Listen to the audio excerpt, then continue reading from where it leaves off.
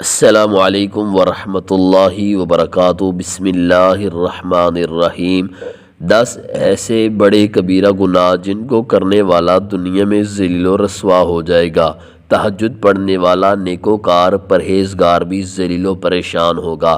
معزز ناظرین کرام، پہلا کبیرہ بڑا گناہ والدین پر لعنت بھیجنا ہے۔ نبی کریم صلی اللہ علیہ وسلم سے پوچھا گیا، کوئی اپنے والدین پر کیسے لعنت بھیجتا ہے؟ آپ علیہ السلام نے فرمایا، ایک شخص کسی دوسرے کے باپ کو گالی دیتا ہے تو وہ جواب میں اس کے باپ کو گالی دیتا ہے اور اس کی ماں کو برا کہتا ہے۔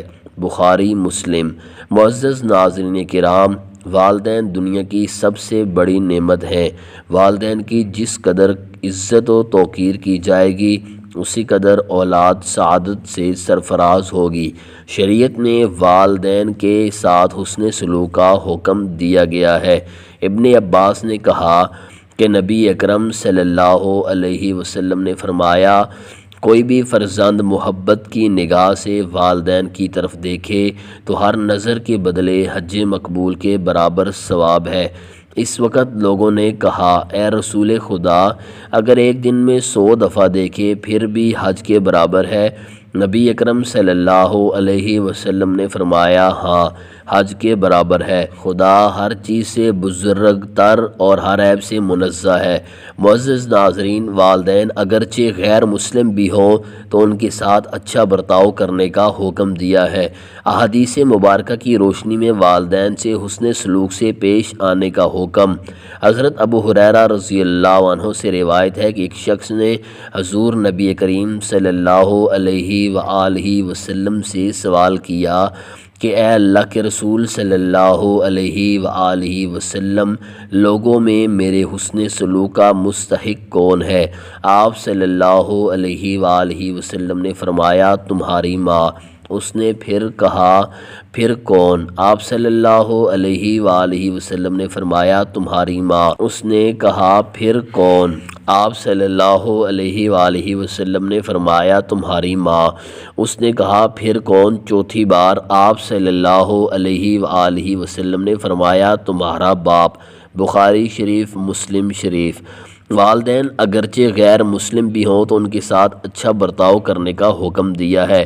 چنانچہ ارشاد ربانی ہوتا ہے کہ ترجمہ، ہم نے انسان کو اس کے ماں باپ کے متعلق اچھا سلوک کی نصیحت کی ہے۔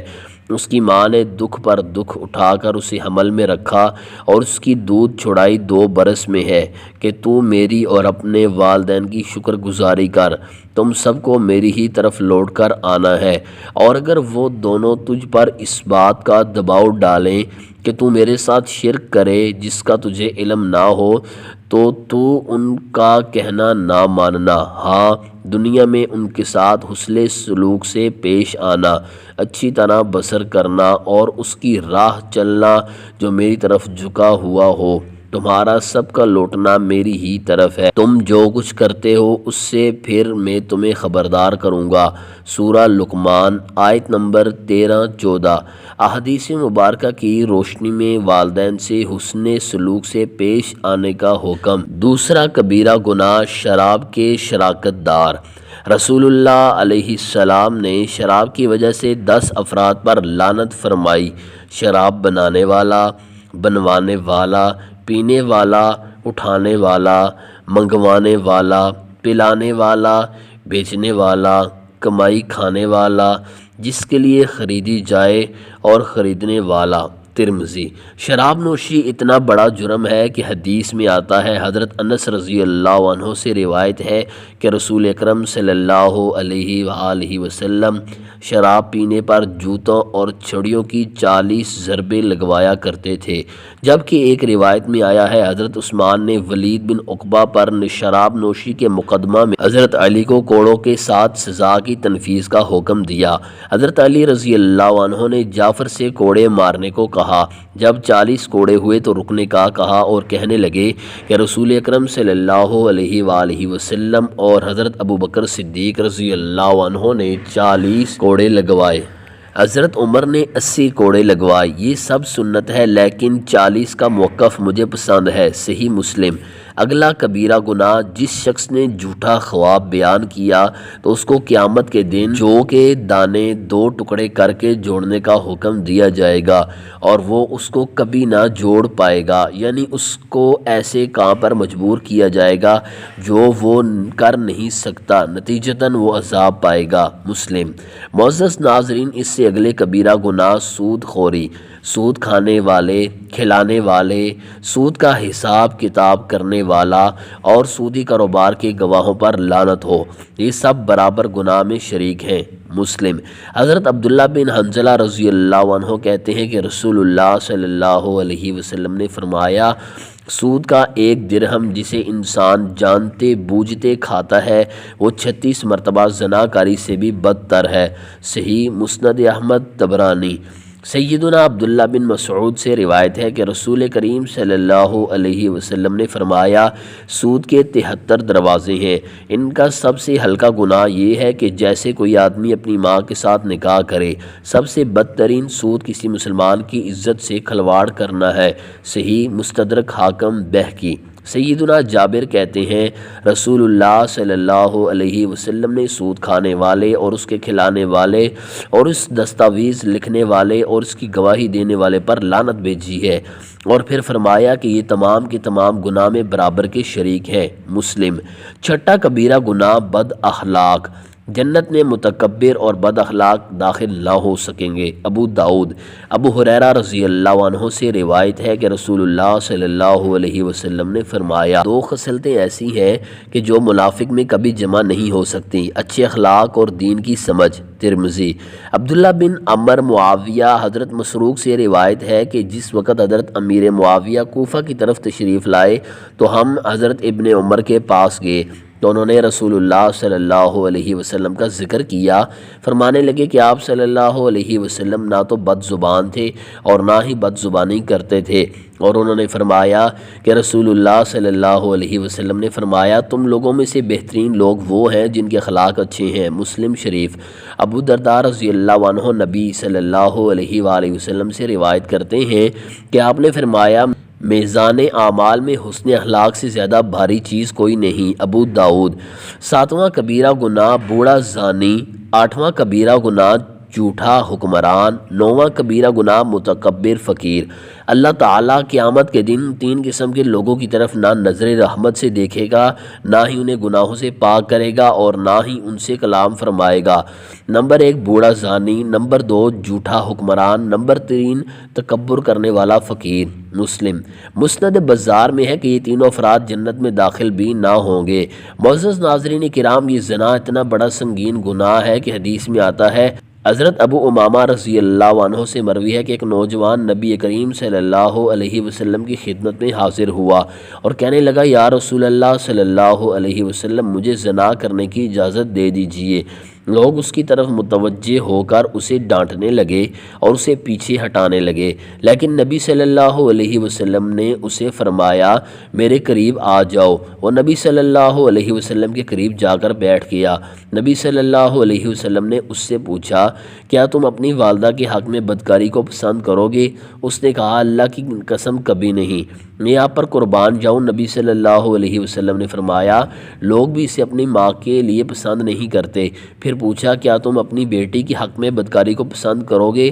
اس نے کہا، اللہ کی قسم کبھی نہیں، میں آپ پر قربان جاؤں۔ نبی صلی اللہ علیہ وسلم نے فرمایا، لوگ بھی اسے اپنی بیٹی کے لیے پسند نہیں کرتے۔ پھر پوچھا، کیا تم اپنی بہن کے حق میں بدکاری کو پسند کرو گے؟ اس نے کہا، اللہ کی قسم کبھی نہیں، میں آپ پر قربان جاؤں۔ نبی صلی اللہ علیہ وسلم نے فرمایا، لوگ بھی اسے اپنی بہن کے لیے پسند نہیں کرتے۔ پھر پوچھا، کیا تم اپنی پھوپھی کے حق میں بدکاری کو پسند کرو گے؟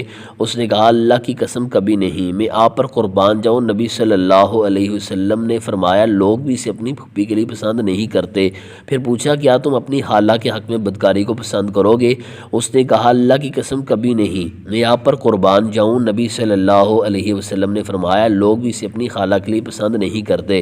پھر نبی صلی اللہ علیہ وسلم نے اپنا دست مبارک اس کے جسم پر رکھا اور دعا کی کہ اے اللہ، اس کے گناہ معاف فرما، اس کے دل کو پاک فرما اور اس کی شرمگاہ کی حفاظت فرما۔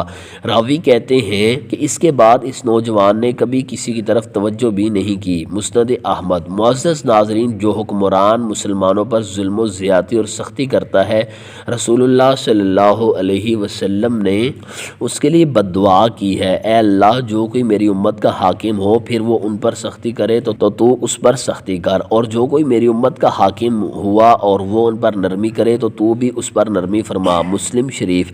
دوسری حدیث میں فرمایا، نبی کریم صلی اللہ علیہ وسلم نے جس انسان کو بھی اللہ تعالیٰ کسی رعیت کا حاکم بنا دے اور وہ اپنی رعایا سے خیانت کرے اور مر جائے تو اللہ تعالیٰ اس پر جنت کو حرام کر دیتا ہے۔ مسلم شریف۔ معزز ناظرین کرام، کوئی بھی حاکم ان باتوں کا مصداق اس وقت ٹھہرے گا جب مسلمانوں کے ناحق اموال پکڑے اور انہیں ناجائز قتل کرے، ان کی بے عزتی کرے اور حقوق کی ادائیگی بھی ترک کر دے۔ دین اور دنیا کے جن معاملات کی مسلمانوں کو پہچان کرانے کی ضرورت ہے انہیں پوشیدہ رکھے، اللہ تعالیٰ کی حدود قائم نہ کرے، مسلمانوں کی حفاظت کو ترک کر دے اور فسادیوں کو کھلی چھٹی مل جائے وغیرہ وغیرہ۔ حالانکہ اللہ تعالیٰ نے تو اسے حکمران اس لیے بنایا تھا کہ اللہ کے بندوں کی اصلاح اور خیر خواہی کرے گا، نہ کہ ان سے دھوکہ اور فراڈ کرے۔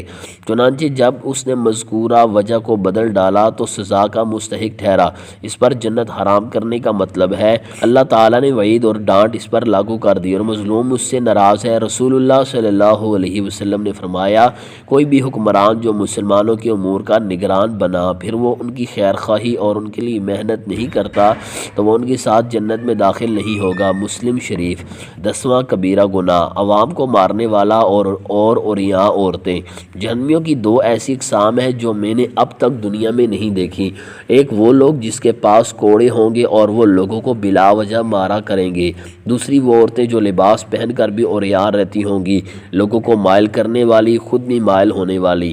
ان کے سر کے ایسے بال ہوں گے جیسے بختی اونٹ کے کوہان۔ یہ جنت میں نہیں جائیں گی، اس کی خوشبو بھی نہ ملے گی، جبکہ جنت کی خوشبو دور دور تک جاتی ہے۔ مسلم۔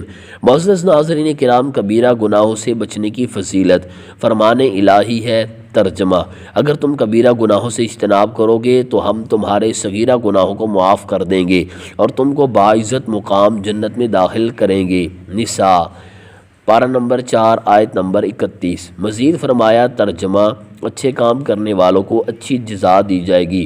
وہ لوگ جو بڑے بڑے گناہوں سے دور رہتے ہیں اور فحاشی سے اجتناب کرتے ہیں سوائے لغزشوں کے، بے شک تیرا رب بڑی مغفرت والا ہے۔ سورہ نجم آیت نمبر 31۔ رسول اللہ صلی اللہ علیہ وسلم نے فرمایا، 5 نمازیں جمعہ تک، رمضان سے رمضان تک، یہ تمام اعمال صغیرہ گناہوں کو مٹاتے رہتے ہیں بشرط یہ کہ کبیرہ گناہوں سے اجتناب کیا جائے۔ مسلم۔ معزز ناظرین کرام، اگر آپ کو ہماری ویڈیو اچھی لگی ہو پلیز لائک کیجیے۔ مزید ایسی ویڈیوز دیکھنے کے لیے ہمارے یوٹیوب چینل کو سبسکرائب کیجیے۔